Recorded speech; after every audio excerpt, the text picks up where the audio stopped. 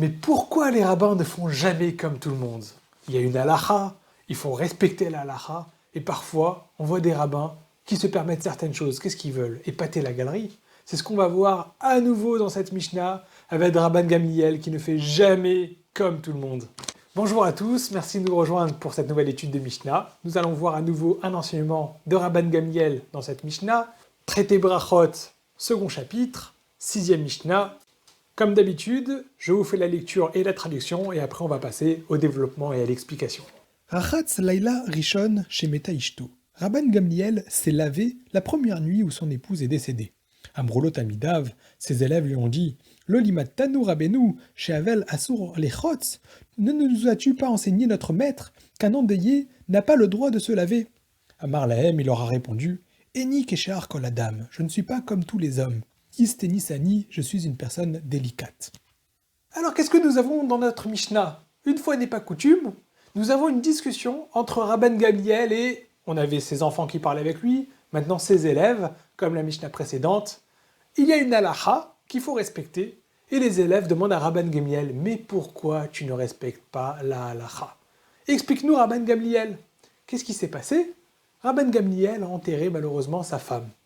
Alors qu'il devrait respecter les lois de l'endeuillé, et donc de ne pas se laver, Rabban Gamliel est parti se laver.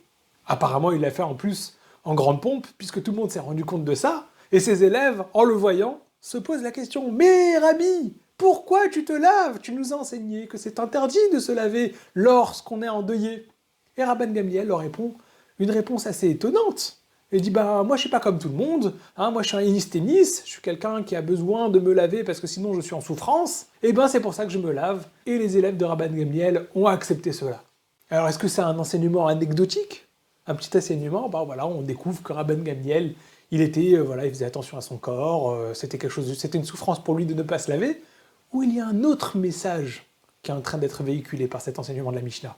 Est-ce que c'est juste une petite discussion comme ça entre ses élèves et Rabban Gamliel, ou alors qu'on essaye de nous enseigner quelque chose en plus dans cette Mishnah? Je vous propose de partager cette explication en deux parties. Premièrement, de comprendre qu'est-ce qui a permis à Rabban Gamliel justement de se laver le premier soir après le décès de sa femme, et d'autre part, de comprendre quel est cet enseignement justement, est-ce que c'est juste anecdotique, ou alors qu'il y a quelque chose de pertinent justement dans cet enseignement de Rabban Gamliel.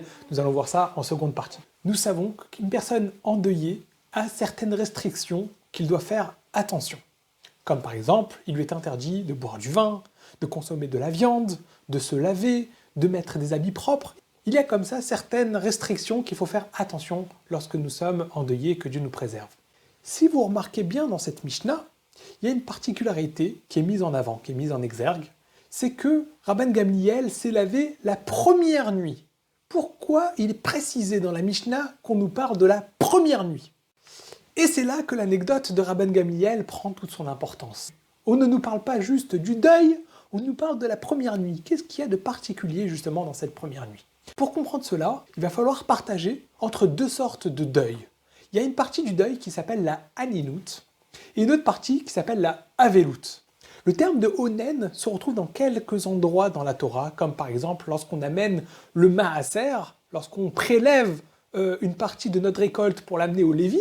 C'est écrit dans la Torah, Lo achalti be'oni. Je ne l'ai pas mangé dans ma période de Onen. C'est quoi cette période de Onen? Lorsque malheureusement une personne entend qu'un proche est décédé et qu'il lui revient l'obligation de l'enterrer, jusqu'au moment où justement il va l'enterrer, il s'appelle Onen. Et donc là c'est plus grave que le deuil, puisqu'il n'aura pas le droit même d'accomplir toutes les mitzvot positives. Il n'a pas le droit de faire des bénédictions, il n'a pas le droit de prier, comme nous avons vu précédemment, il n'a pas le droit de lire le schéma, avec Rabban Gamliel qui l'a quand même fait le schéma, etc. C'était la Mishnah précédente. Et certaines choses, en plus que le deuil, qu'il devra respecter. C'est ce qu'on appelle la période de Onen. Après qu'une personne ait enterré son proche, il rentre dans une seconde phase qui s'appelle la période de Avelut. La différence entre Onen et Avelut, la différence majeure, c'est que Onen, ce sont des interdits d'Eoraita qui sont de la Torah. Tandis que la période de Avelut, c'est différent, parce que c'est des interdits qui sont midérabanan, qui sont d'ordre rabbinique. Vient Rabban Gamliel et nous apprend quelque chose de très important. Quelqu'un qui serait en souffrance. Les Chachamim, les sages, n'ont pas interdit les restrictions du deuil lorsqu'une personne est en souffrance. Parce que tout ce qui est interdit, c'est quelque chose qui s'appelle de l'ordre de ta'anoug. C'est pour profiter, pour avoir un certain plaisir. Ça, c'est interdit d'après Chachamim. Mais lorsqu'une personne est en souffrance, il n'est pas en train de se laver juste par plaisir, mais c'est parce qu'il est dans une souffrance qui se retire cette souffrance. Une personne qui est en deuil n'a pas le droit de se laver. Pourquoi? Parce que c'est un plaisir. Mais il y a certaines choses sur lesquelles il a le droit. Par exemple, se laver les mains, le visage à l'eau froide, ça ne s'appelle pas un plaisir. C'est le minimum pour pouvoir être convenable. Ce n'est pas du plaisir.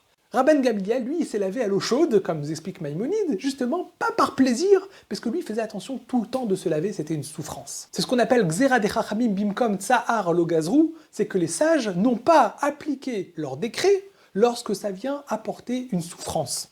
Bien sûr, il faut voir dans quel cas c'est considéré comme une souffrance. C'est pas toute personne qui dit « Ah, moi je suis en souffrance, je pourrais me permettre ». Les sages ont décidé qu'est-ce qui s'appelle une souffrance qui repousse le décret de Chachamim ou pas. Dans le cas de figure de Rabban Gamliel, il explique « Eh ben moi, je suis dans une souffrance qui est une souffrance considérée par Chachamim, donc je peux me laver ».